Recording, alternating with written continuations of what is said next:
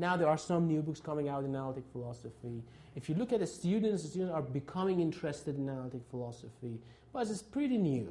Still, the main interest in philosophy, I think it's safe to say, is in Islamic philosophy and kind of European, maybe existential philosophy or classical philosophy, history of philosophy, modern philosophers, Kant, Hegel, Descartes, this period, and perhaps ancient philosophy, but not analytic philosophy in particular.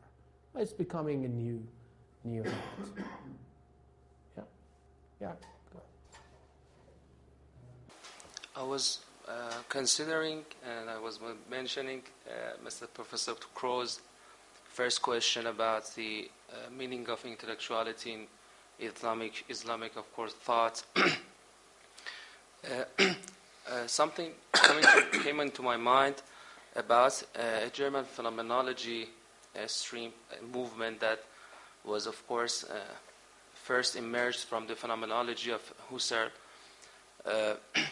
On that kind of on that stream and movement, they thought that they thought of human nature in a kind of broader sense. I mean that they do not, and they didn't, of course, define human as a kind of intellectual figure, and they do not reduce them, of course, to intellect, just intellect specifically, of course. But they thought that human nature have lots of faculties, and of course there are lots of pre-logical, pre-intellectual, and pre-understanding faculties that, of course, can be more powerful and decisive in his worldview and his procedure of thinking and decision. Regarding this fact, I think that we must think of Islamic intellectualism in another sense. I mean that if we cannot find a kind of those scientific elements in the Islamic thought and Islamic civilization, that must not be somehow interpreted as a kind of irrational or something, how can I say it? I mean that this is not kind of, we cannot just find intellectualism in a kind of scientific manner. I mean just that. We can, as human nature is a kind of broad and general, with lots of figures, with lots of features and faculties, which are as genuine as his intellect and his logic. That's gonna make us a little, cautious about deciding and interpreting and defining what's going on in Islamic thought, and of course, in broader sense, in religion. I mean that this is a kind of side in human nature which always related to some sources, which cannot be reduced to those scientific elements. I think that because we cannot decide which faculty of human is more genuine than the other. We cannot think of his desires, his imaginative mind, his I don't know. I cannot categorize all the aspects, but of course I think because of those aspects, because of the multiple aspects and faculties that we can address in human nature, we can as well, on the other, and the same of that, and in correspond to that, of course, can address lots of truth and authenticity towards them. I think so. I don't know if I make it clear or not. Made it clear or not. I agree with your general point. Of course, my general point was that I was trying to mention a kind of movement in phenomenology, which is called phenomenological values. I mean that they think in a Gestaltian view. They think that when human agent decide to to behave in a kind of ethical manner, there are lots of factors that make him in order to decide. And we cannot just speak in a kind of logical way on that man. So I started from that point of view. I wanted to relate that to kind of finding out what's going on in Islamic civilization. I don't know. Of course, I think that because of the variety of thinking ideologies, I don't know what we can call it.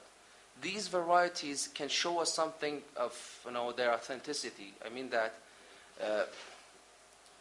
there is nothing. There isn't a kind of logical criteria that make us believe that this school of thought is more genuine than that one. You know what I mean? I think that this is something contextual. This is something depends on lots of factors, and because of that, I don't know. Maybe the manner of thinking in Anglo-Saxon countries and atmospheres, something that we cannot understand fully because we are not on their atmosphere. Well, yeah, you mentioned many points, and I perhaps agree with a lot, and so I agree and disagree. No, I agree with the part that there are different items hanging around. There are different conceptions of rationality. Different faculties there working, and perhaps in one culture you may find one more salient than another. I agree with this part. What I feel kind of uncomfortable with is that they want to take that ambiguity to somehow justify that there is no way to compare. No, okay, yeah, I'm not really comfortable with that. I think we should not be afraid of comparison. Okay, I think we should not be afraid of it. There are such differences. They play significant roles, but they do not make comparison illegitimate. Still, comparison is important and possible. What I perhaps disagree also is that, I don't know, some days ago, I don't want to mention his name, some of our colleagues talked about Islamic science, not here, somewhere else, and said that we didn't have anything in the sense of Islamic science. I disagree with that. Not because there is no sense of science in common between that science and the modern science. I think there is some. I think there is a sense of science which is common between the modern science and what Ibn Haytham was doing. I believe that. And I think Ibn Haytham was a good scientist in modern standards, by modern standards. And I think that many other people like that were good scientists. And I think that the sense of science in part was common. And I think we had science. We had good science, actually. And I'm not buying that argument that we never really got to that point that there is something in discovering reality, predicting, and then having power. I think we had gone that direction. Many of us had gone that direction, and many of us were very good at that. So I'm not just buying that argument. We somehow, don't know, but we somehow lost that tradition. We somehow failed. We somehow, I don't know, whatever you call it, we somehow are not in that status. I don't know why. But we never were in that situation. We never were in that situation that we had science in kind of common term. No, I don't think so. I think we had that, and I think still we have it in some narrow domains. And even if you mean that there are other dimensions of rationality that we had and still have, which are important, I don't call on that. This is something we can agree on. What I cannot agree on is that the differences are so vast in the sense that you cannot make any comparison. I disagree. If we didn't have science, perhaps I disagree. What I was trying to say was that, of course, we must define intellectuality in a broader sense. That was my main concern. Now, I don't know that I could of course made it clear or not. But of course, I think that we can't do it. We cannot just reduce intellectuality in a kind of analytical, thinking, which is dominant right now in a kind of like North America. In that, even analytic philosophers agree, because there are many themes going on there. So by saying that the kind of rationality or intellectuality which is dominant in analytic philosophy, yes, you are just excluding something that even some analytic philosophers are rejecting. So that's not really something mouthful. What we want is to say, okay, in what sense you should broaden your conception of rationality. And perhaps this can be even articulated in some minor schools of analytic philosophy too. I think labels should not mislead us. Islamic, analytic, existential, these do more harm than good. Yeah. It's interesting to note that, first of all, the discipline of logic was very highly cultivated and intensively pursued for centuries by Muslims. Yeah. And even until recently, until the 19th century, most people think that 500 years ago they stopped studying it. No, not at all. And secondly, there were two major attempts to critique, massive critique of Aristotelian syllogism. One was by Suhrawardi, in a way, whether it was a critique or a transformation. The other was by Ibn Taymiyyah. And I looked at Ibn Taymiyyah's attack on it's a complex book, but it's hard to assess whether his refutation of logic was decisive and brilliant or whether it was very polemical. But either way, it wasn't a lightly pursued or casually done thing. It was a serious attempt in his own way to question some fundamentals. And I think a précis of it by Ibn Qayyim al-Jawziyah was translated into English by Wa'il Hallak. And he has in his introduction, he thinks it was the only serious critique of Aristotelian logic before the 18th or 19th century, which is a very remarkable statement. So Muslims were quite good at being analytical. Yeah. It wasn't that we lacked analytical thing, but it wasn't the only thing that they were good at. Yeah. I agree. I agree a lot.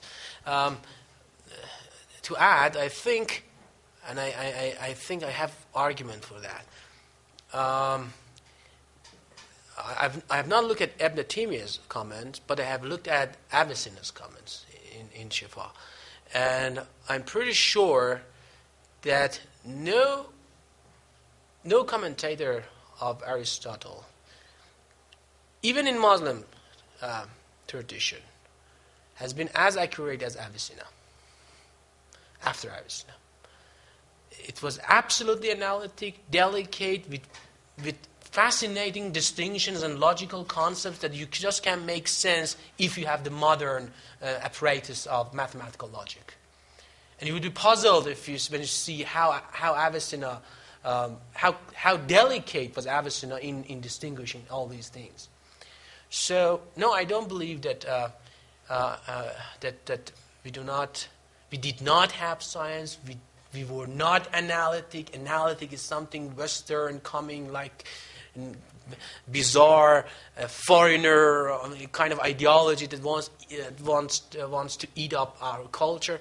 I'm not really sure that I get the content of these complaints, but I think what's going on behind them is that to save some unity, some respect, some distinguished, designated place for Islamic rationality.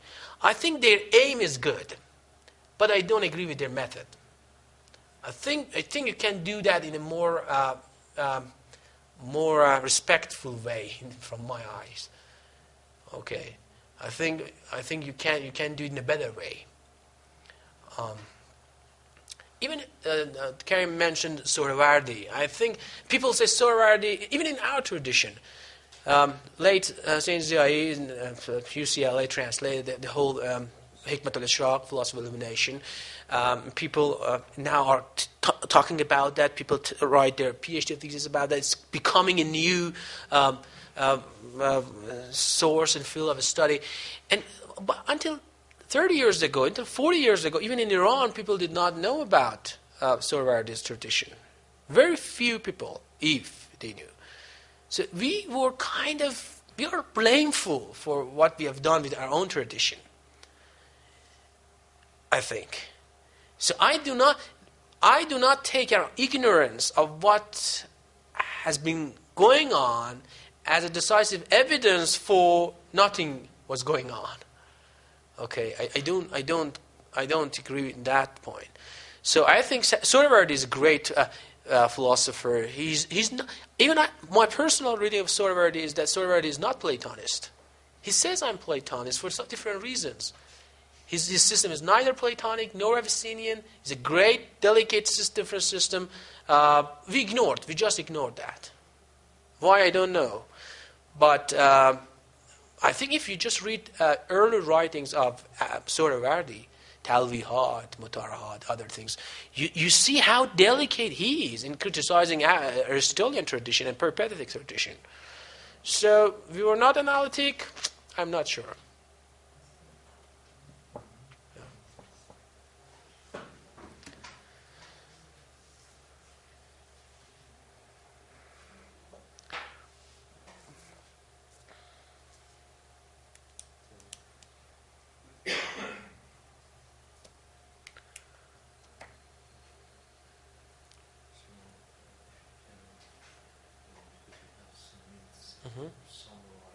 Okay, good, sure. Okay, I used some. Okay, first session we introduced some ideas of rationality. Mainly, we focus on maximizing in different form. We talk a bit about satisficing at the end. We talk about scientific rationality. We talk about relationship between rationality and science in terms of evaluating science as being rational or not. You can find all these discussions in Oxford Handbook of Rationality in 3 papers or 4. Please look at other papers therein. In particular, look at the relationship between language and rationality, which is really interesting. I had some PowerPoint slides regarding Davidson and rationality, Donald Davidson, who published his collection of papers regarding rationality, I guess 2001 or 2. It's just Davidson on rationality, just all his papers on rationality. Donald Davidson. He was Quine's student and at Princeton for a while, am I right? Davidson was at Princeton? Yeah, Davidson was at Princeton. And we didn't talk about the relationship between language and rationality. If you want to look at that, look at Davidson's writings. And paper there in Oxford Handbook of Rationality, I guess, is by by Ernie Lepore. All right? Ernie Lepore has a paper regarding the relationship between language and rationality. And Davidson's new idea that why you need to appeal to rationality to make sense of language. You need to presuppose something like rationality to make sense of language. We didn't talk about that one, but we said enough about different ideas of rationality that you can follow the rest yourself, I think. The second talk, I tried to introduce and critically review Adam Morton's forthcoming book, Bounded Thinking.